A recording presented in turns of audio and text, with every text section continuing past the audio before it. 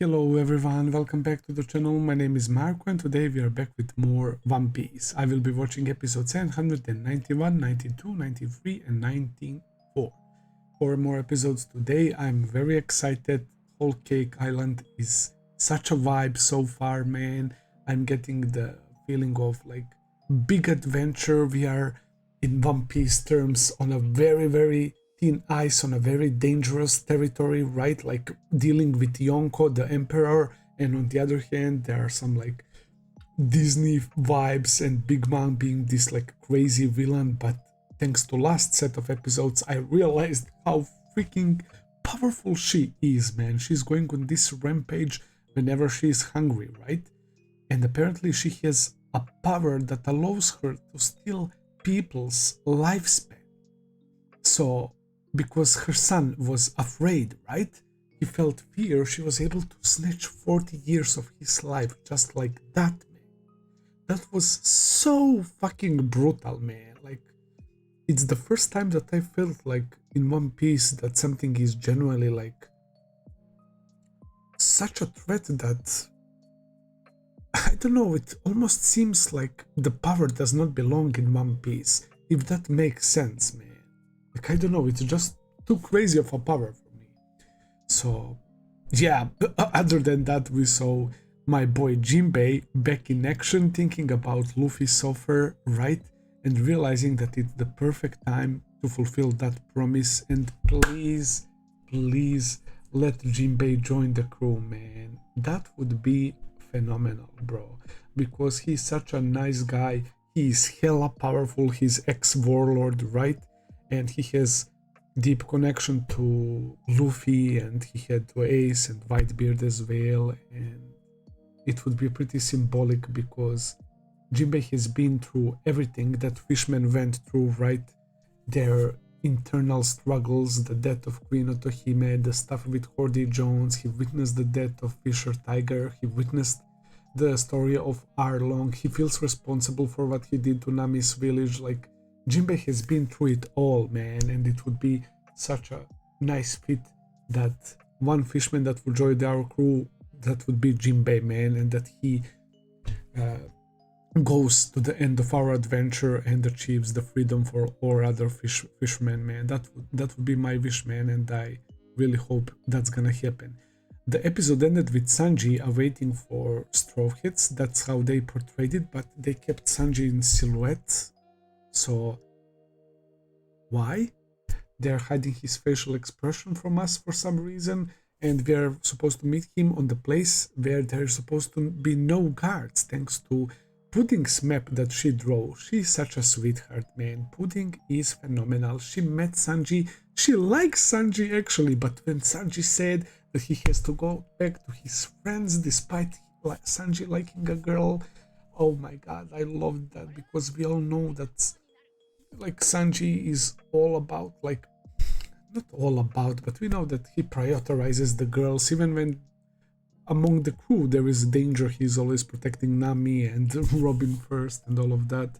But he flat out, without any like doubt, refused Pudding because he knows that he has to finish this journey with Luffy and the others, man, as our cook of the ship and our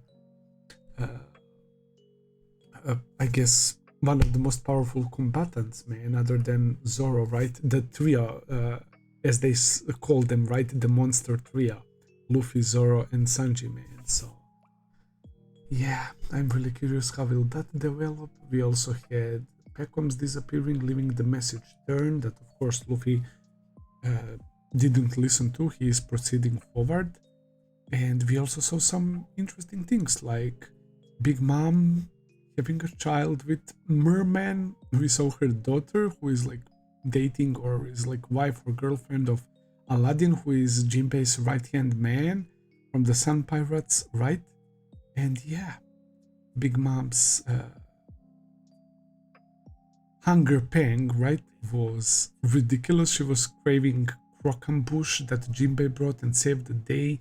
They kinda glossed over it. They mentioned that Jinbei brought some kind of poneglyph to Big Mom, which is pretty fucking insane, because isn't she supposed to have one of those reds, if they're talking about red, but red polyglyphs are kind of hot topic in the story right now, right? So I don't know if Jinbei managed to get that fourth one. One it's Zou, one Kaido, one Big Mom, and I was making some theories that fourth one might be with Shanks, right? And hence why like all the four emperors had one, but I'm not sure. I'm not sure because one was at Zou, so that means that previous warlord didn't have one, which was Whitebeard, right? So, but also Whitebeard had the connection to Dog and Cat, right? Maybe he left it with them, so there is that as well. Yeah, we saw Germa 66, we saw Brothers 1 and 2, but they are on some broccoli island, right? Winning the war for another country that hired them, right? They seemed pretty brutal.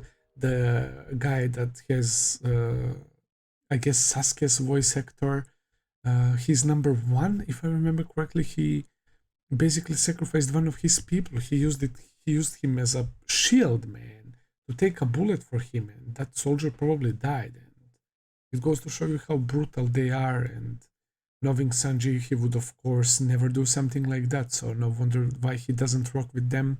But yeah, enough blabbering, guys. Time for episode 791. Let's go.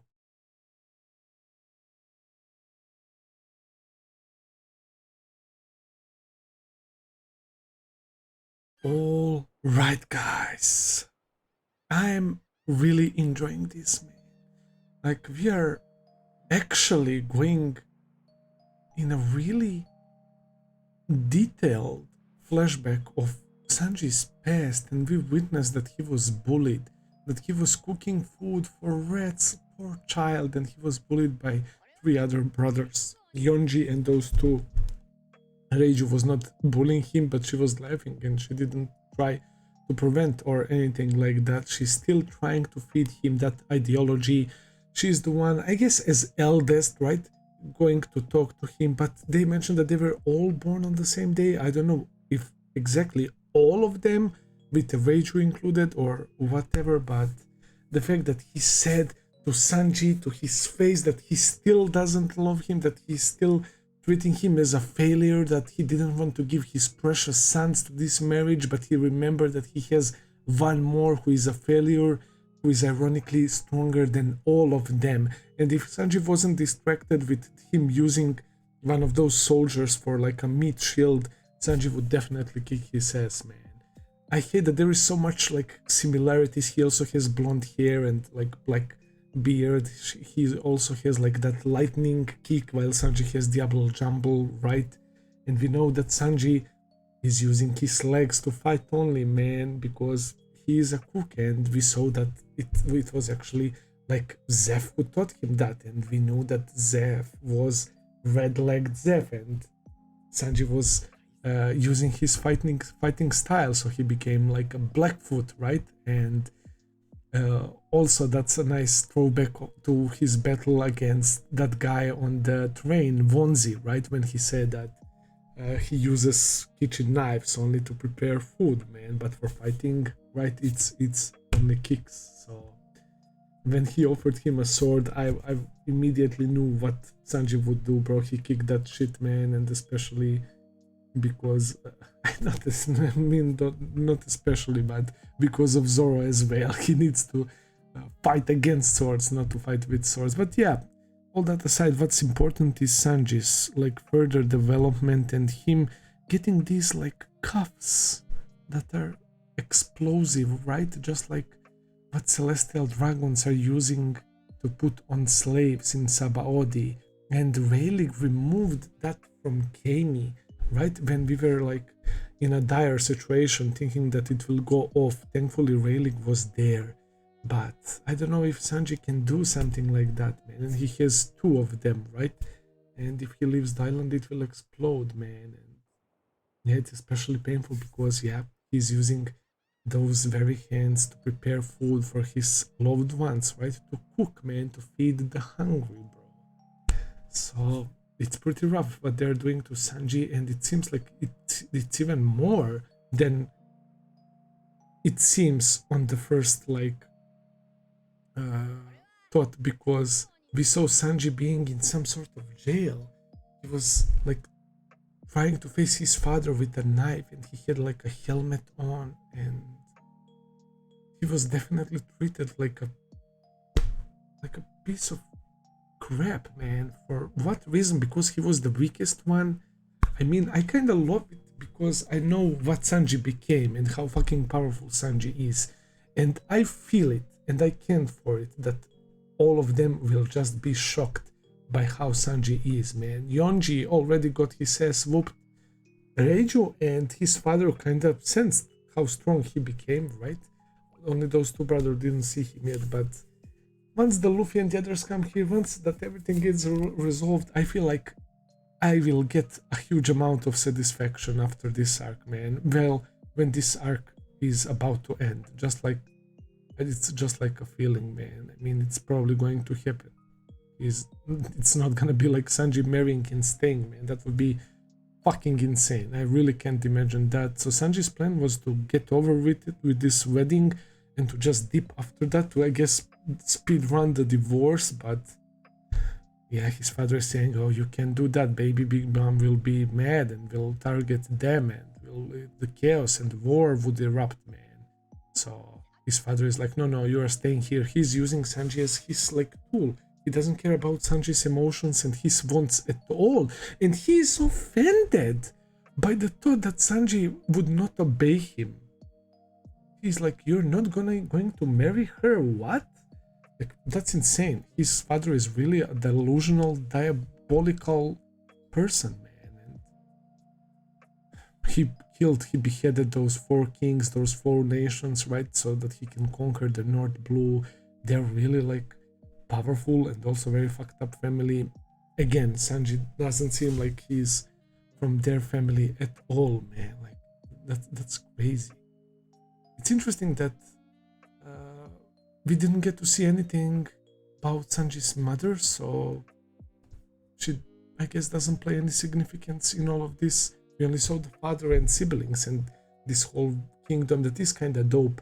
It's like a bunch of these square, like, island ships combos, right, that come together and form the kingdom that, I guess, flows constantly. It sails the seas. It reminded me of Thriller Bark. And yeah, on the other hand, we have this forest of seduction, which was really creepy. I keep repeating myself, I like the vibes and all of these combinations of sweet things, fairy tale like things, the eerie music, the witches, the illusions, the cakes, everything, man. It's very enjoyable, bro. So we are in some sort of like fucking trap right now, which got Nami. We didn't get any updates after that.